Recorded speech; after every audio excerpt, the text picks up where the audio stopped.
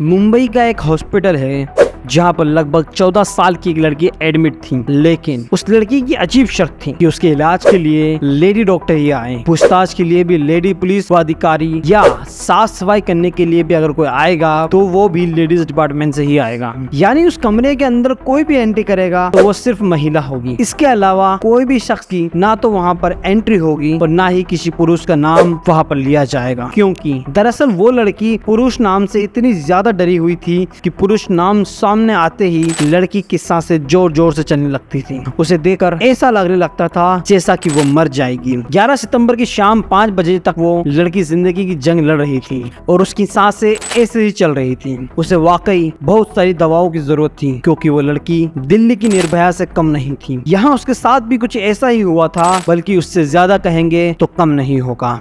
This is a shocking case of rape in Pune.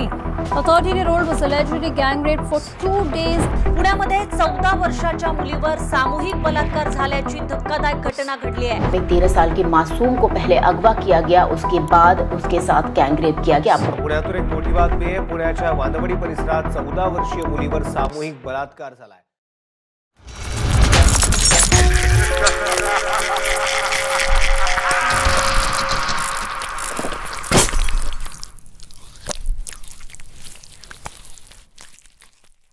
आज की जो सच्ची घटना हम आपको सुनाने जा रहे हैं, ये सच्ची घटना है महाराष्ट्र के पुणे शहर की। दरअसल यहाँ का एक थाना है बलवाड़ी, और इसी थाना क्षेत्र में रहने वाली एक लड़की जिसकी उम्र लगभग 14 साल है। उसकी माँ और उसके पिता किसी नर्सरी में नौकरी करते हैं, पेड़ पौधों की रखवाली करते हैं। ये 31 अगस्त की रात 10 बजे के आसपास की बात है।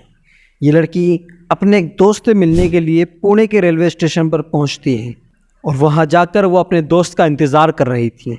रात के 10 बज चुके थे, मगर उसका दोस्त नहीं आया था, जिसको लेकर वो काफ़ी परेशान होने लगती है।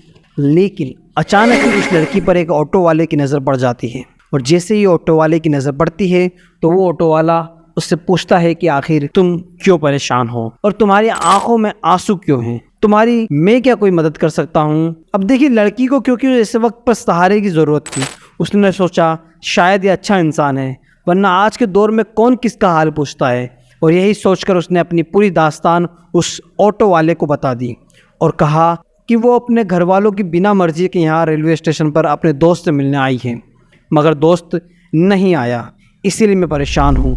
इतना सुनने के बाद वो ऑटो वाला वहाँ से चला जाता है और करीब 10 मिनट के बाद वो फिर से लौट कर आता है और उस लड़की से कहता है कि तुम जिसका इंतज़ार कर रही हो, दरअसल वो लड़का बाहर खड़ा हुआ है, पर वो यहाँ आना नहीं चाहता है क्योंकि वो शर्मिंदा है अपने किए पर, क्योंकि वो आने में लेट हो गया है। इसलिए तुम मेरे साथ चलो, मैं तुम्हें उस लड़के से बाहर मिलवा दूंगा और उसे समझा भी दूंगा।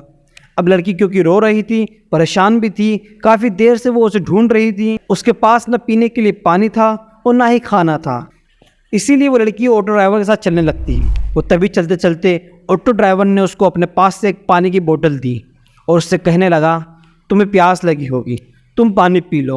और उस लड़की ने उसकी बोतल लेकर उसका पानी पी लिया। हालांकि दोनों साथ बाहर तक चल रहे थे, लेकिन अचानक से लड़की को चक्कर आने लगते हैं और वो चक्कर खाकर नीचे गिर जाती है। वो ऑटो वाला उसे सहारा देकर ऑटो तक लेकर पहुंच जाता है। उसके बाद ऑटो में बिठाता है और जंगल की तरफ लेकर निकल जाता है। जंगल में ले जाने के बाद वो ऑटो वाला उसके साथ रेप करता है और कई घंटों तक उसे अपने साथ में रखता है। और ये 14 साल की लड़की जिसके साथ ये सब हो रहा था, उसे तो कोई होश ही नहीं था, वो नशे में थी, क्योंकि जो पानी उसे दिया गया था उस पानी के अंदर कुछ नशीला पदार्थ मिलाया गया था। इसके बाद जब 2 या 3 घंटे बीत जाते हैं तो वो ऑटो ड्राइवर उस लड़की को एक लॉज में लेकर जाता है। लॉज मतलब जहाँ एक छोटा सा होटल होता है।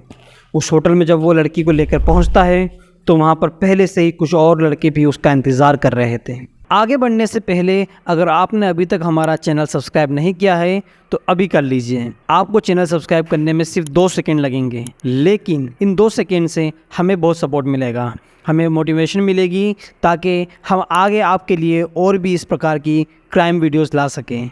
Thank you. 31 अगस्त रात 10 बजे वारदात शुरू होती है और होटल में जाने के बाद उस लड़की को अंदर कमरे में बंद कर दिया जाता है। धीरे धीरे उस लड़की को होश आने लगता है, लेकिन उसे पता ही नहीं होता तब तक उसके साथ कम से कम 12 लड़के बारी बारी से रेप कर चुके थे। ऐसे ही दिन निकल जाता है और दिन भर यही काम उस लड़की के साथ चलता रहता है। एक के बाद एक लड़का आता रहता है और ये सिलसिला लगातार चलता रहता है। शाम बीत जाती है और इसी कमरे के अंदर वो लड़की लगभग 14 घंटे तक रहती है और वो 12 लड़के 24 घंटे तक उसके साथ लगातार रेप करते रहते हैं और वो बेचारी लड़की भूख से प्यास से तड़पती रहती है। कई बार कहती भी है कि मुझे खाने के लिए कुछ दे दो, मुझे पीने के लिए पानी दे दो, मगर कोई भी उसकी गुहार नहीं सुनता है। यहाँ तक कि उसकी चीखों की आवाज़ भी उस कमरे के बाहर तक जा रही थी, पर ना जाने क्यों होटल का मालिक या आसपास के लोग उसकी आवाज़ों को सुन नहीं पा रहे थे।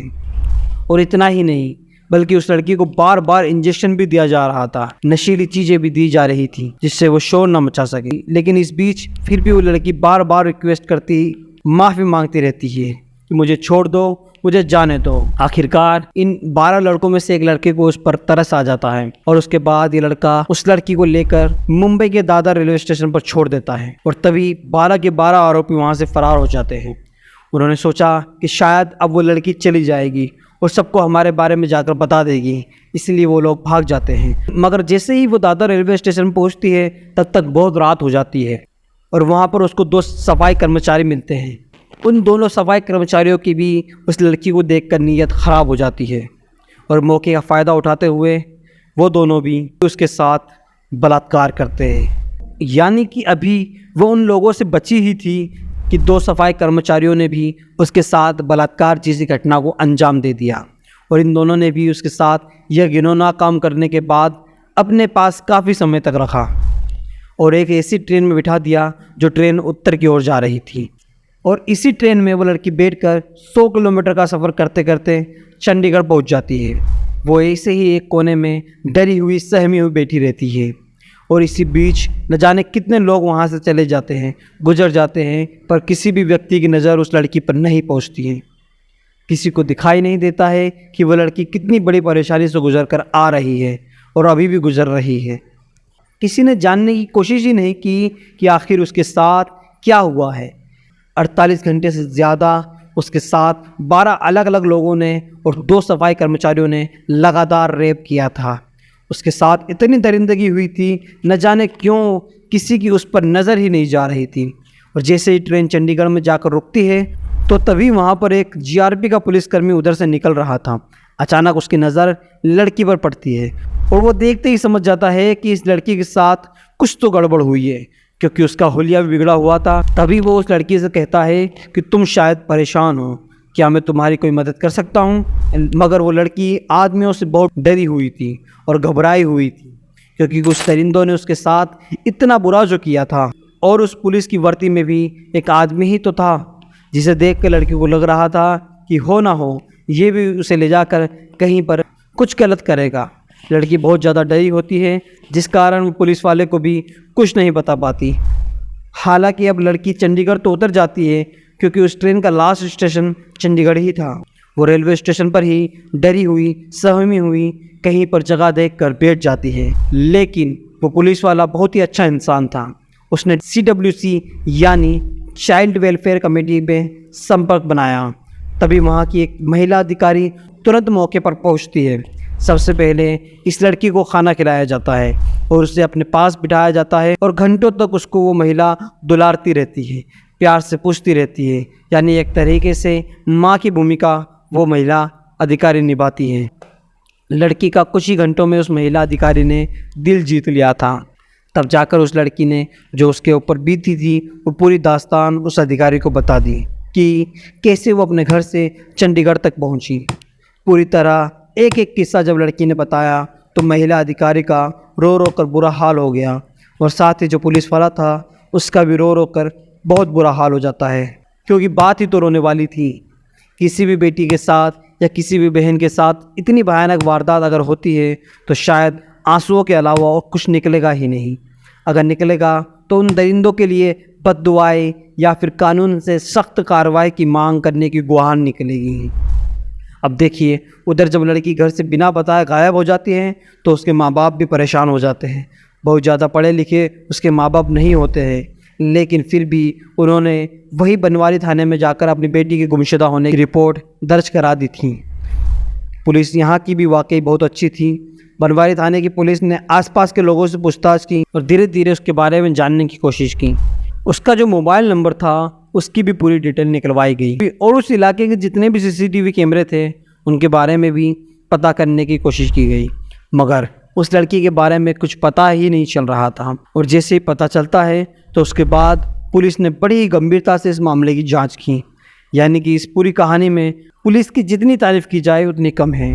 और जैसे ही चंडीगढ़ की पुलिस बनवारी पुलिस से कांटेक्ट करती है तो उसके बाद यहाँ से इस लड़की को हवाई जहाज़ के ज़रिए मुंबई लाया जाता है और मुंबई लाने के बाद उसको एक हॉस्पिटल में एडमिट कराया जाता है।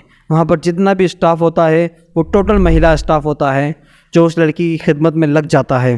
पूरा हॉस्पिटल उस लड़की की हर ज़रूरतों को पूरा करने में लगा हुआ था, क्योंकि वो लड़की पुरुष जाति के नाम से इतना डरी हुई थी, घबराई हुई थी। इसके बाद पुलिस ने जब मामले की पूरी तरह जांच पड़ताल शुरू की तो 100 से ज़्यादा सीसीटीवी कैमरे को खंगाले गए और इसी दौरान आखिरकार पुणे के रेलवे स्टेशन पर एक ऑटो वाला जाता हुआ दिखाई देता है जिसमें वो लड़की बैठी हुई होती है और उसी वक्त ऑटो का नंबर सीसीटीवी कैमरे में कैद हो जाता है। तभी पुलिस ने उस आरोपी को, जिसकी उम्र लगभग 30 साल थी, उसको गिरफ्तार किया और इसी तरह एक एक करके जितने भी वो 12 दरिंदे थे उन सबको पकड़ लिया। और इस लड़की ने जो बयान दिया था दादर रेलवे स्टेशन के, उन दोनों सफाई कर्मचारी को भी गिरफ्तार किया जाता है। कुल मिलाकर फिलहाल पुलिस ने इस मामले में 14 लोगों को गिरफ्तार किया है जो इस केस में सीधे सीधे तौर पर जुड़े हुए थे। और इन सभी कामों को अंजाम देने में मुंबई पुलिस की मांग है कि इस केस को फास्ट ट्रैक कोर्ट में चलाया जाए ताकि 10 से 15 दिन में या लगभग 1 महीने में इस केस का फैसला हो जाए और जितने भी दरिंदे हैं, जितने भी आरोपी हैं, और सबको कम से कम फांसी की सज़ा होनी चाहिए। कुल मिलाकर मैं सैल्यूट करता हूँ उस जीआरपी पुलिस के सिपाही को और उस महिला अधिकारी को जिसने इस लड़की का दिल जीता और उसको हॉस्पिटल तक पहुँचाया जिससे उसकी जान बचाई जा सकी। और मुंबई पुलिस को भी जिन्होंने 5 या 6 दिन में ही इस केस को खोलकर लोगों के सामने रख दिया। तो दोस्तों, ये थी आज की कहानी। इस कहानी को लेकर आपकी क्या राय है आप हमें कमेंट सेक्शन में ज़रूर बताइएगा। जल्दी आपसे मुलाकात होगी फिर किसी नई कहानी में। तब तक आप अपना ख्याल रखिए, अपनों का ख्याल रखिए, सतर्क रहें, सावधान रहें, सुरक्षित रहें।